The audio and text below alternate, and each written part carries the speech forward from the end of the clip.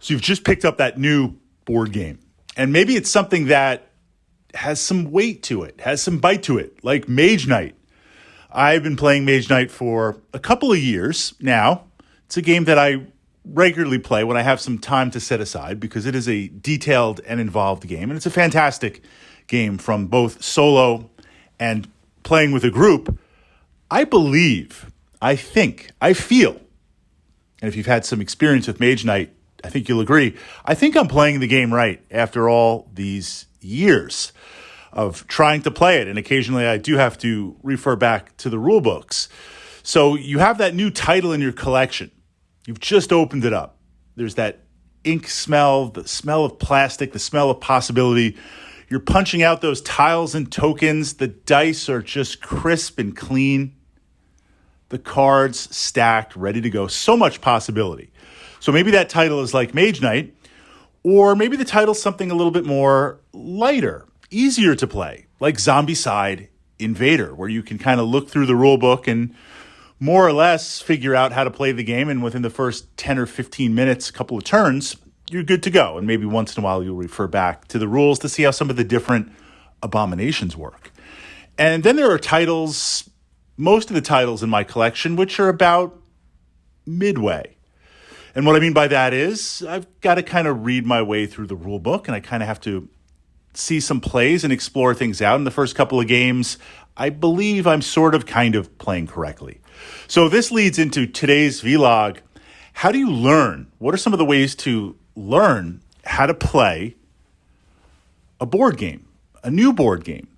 Now, the biggest thing for me is what kind of board game is it? And I'm going to pull out two titles from my collection that I regularly enjoy, I regularly play. The first is Runebound 3rd Edition, love 2nd Edition also, and Gloomhaven. Now, Runebound 3rd Edition is like a self-contained adventure. You pick one of the scenarios, one of the stories to play.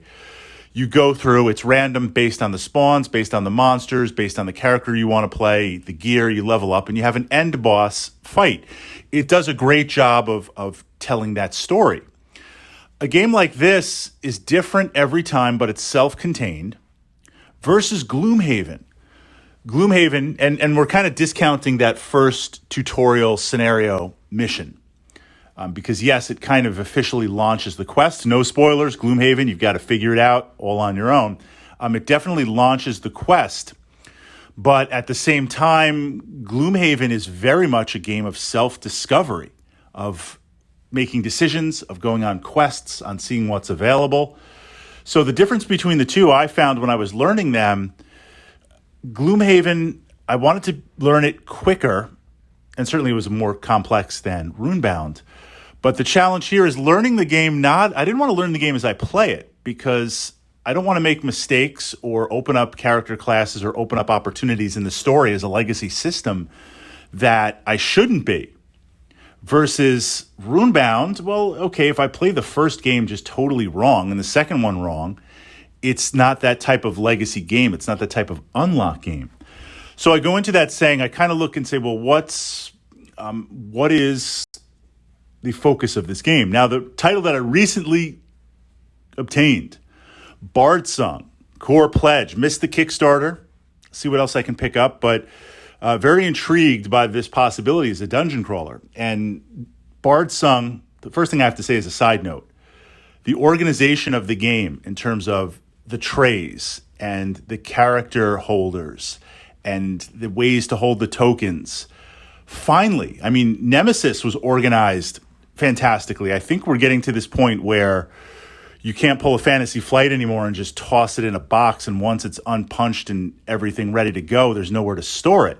We're seeing more and more games come with what would be considered in the past a premium storage solution ready to go. So I was really excited to open up Bard Song and see that, hey, everything is organized, everything's ready to go. But this game, I would say it's a little bit more on the medium to heavyweight in terms of the rules and understanding. And certainly once one becomes familiar, it'll be easier.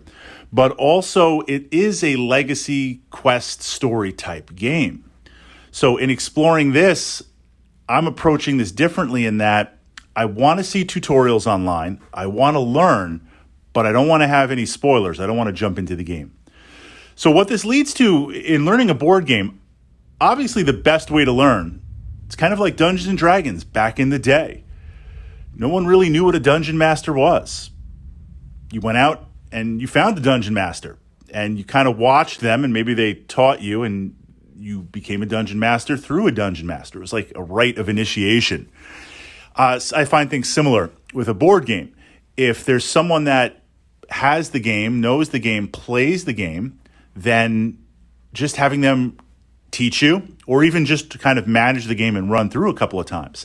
I mean, we see this with wargaming also. That's the ideal aspect.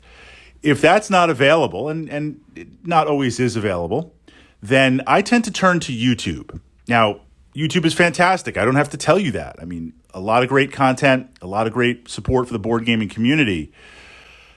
I kind of stay away from in-depth playthroughs. I mean, I enjoy watching them, but in the beginning, what I'm focusing on is like intro to game title or first play game title.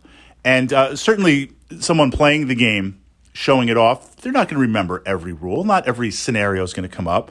But I feel like if I can visually watch a video and mentally build that checklist of, okay, here are the phases of the game, here are the aspects, it makes navigating the rule book easier.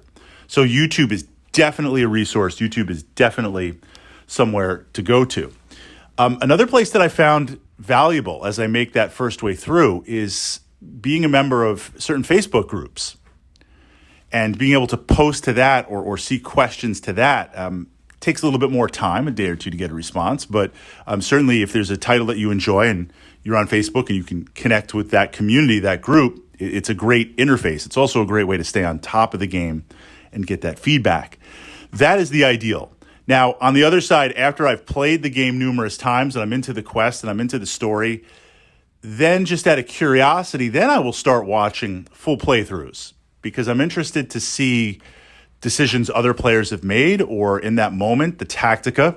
I watched a couple of Dark Souls, the board game playthroughs, the boss fights. After I fought and through mini bosses and main bosses enough, this way just to look and be like, well, would I have made that decision? Or as they draw certain gear, how would I play that? How would I adapt to that? A lot of interesting possibilities. Another way to kind of enjoy the gaming system by asking yourself those questions. And then the final way, or if it's not always possible, is to just literally sit down with the rule book.